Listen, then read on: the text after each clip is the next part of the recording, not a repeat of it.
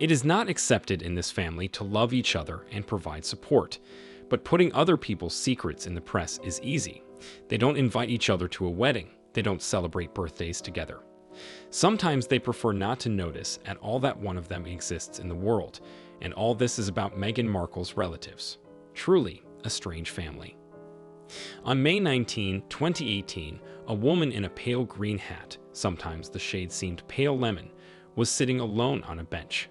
She was completely alone, except for her, at the wedding of Meghan Markle and Prince Harry. Not a single relative of the newly born princess appeared. Yes, of course, no one called Meghan that princess, but then, in official documents, she was listed as such by her husband's title. England has a very complex system of titles and titles. The comical thing about the situation was that everyone knew perfectly well that Meghan was not an orphan. She has a father, a sister, but they were not invited to the royal wedding.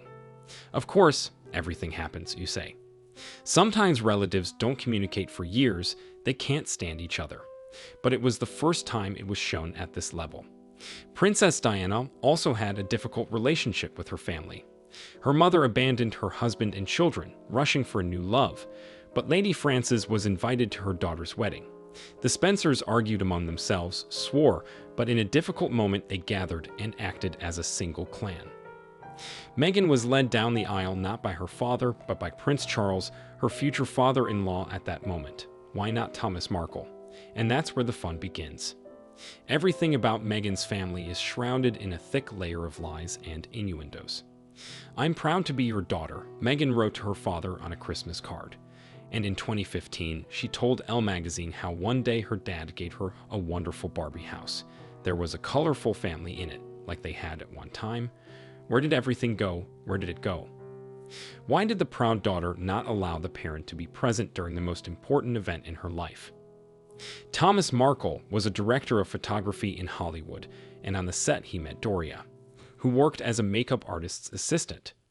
A whirlwind romance ended with marriage and the birth of Meghan. But 10 years later, and Meghan was 7 at the time, the couple divorced.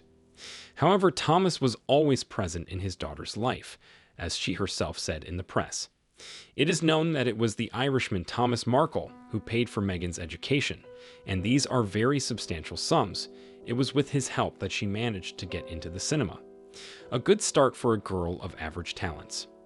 When Meghan began dating Prince Harry, her father did not make a single statement to the press. They say that the lovers themselves asked him to do this. The attack by journalists, however, was noticeable.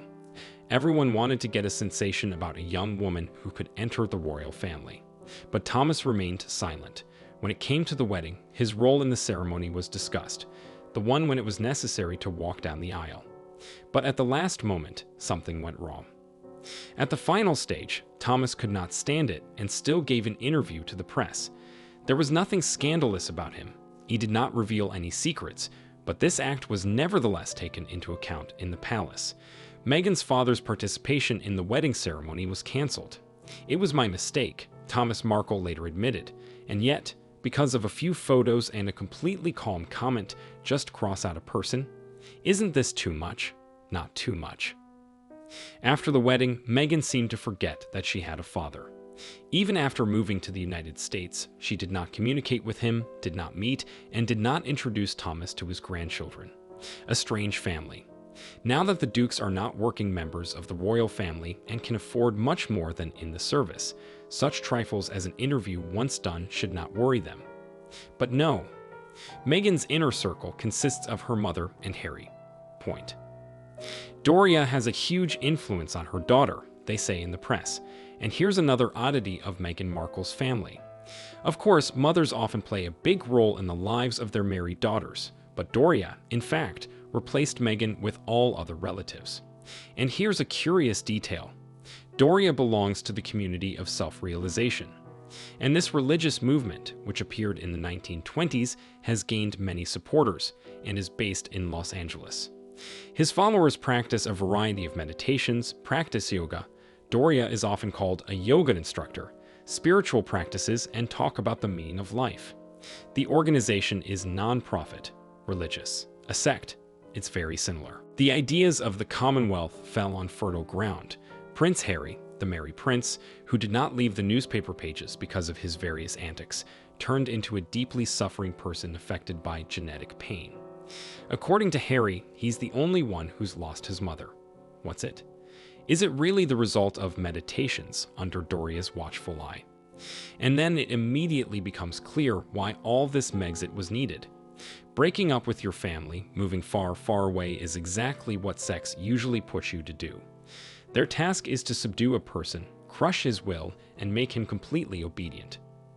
The strange family includes another person, Meghan's paternal sister. Samantha Markle has repeatedly talked about Meghan in the press.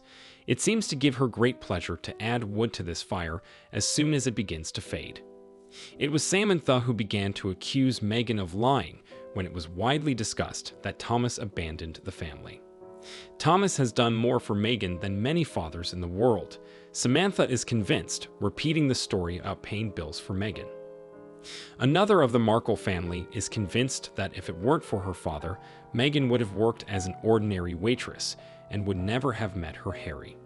The two sisters even met in court, not in person, of course. Samantha is sure that Meghan deliberately denigrated her relatives in the interview. Meghan, in response, defended herself.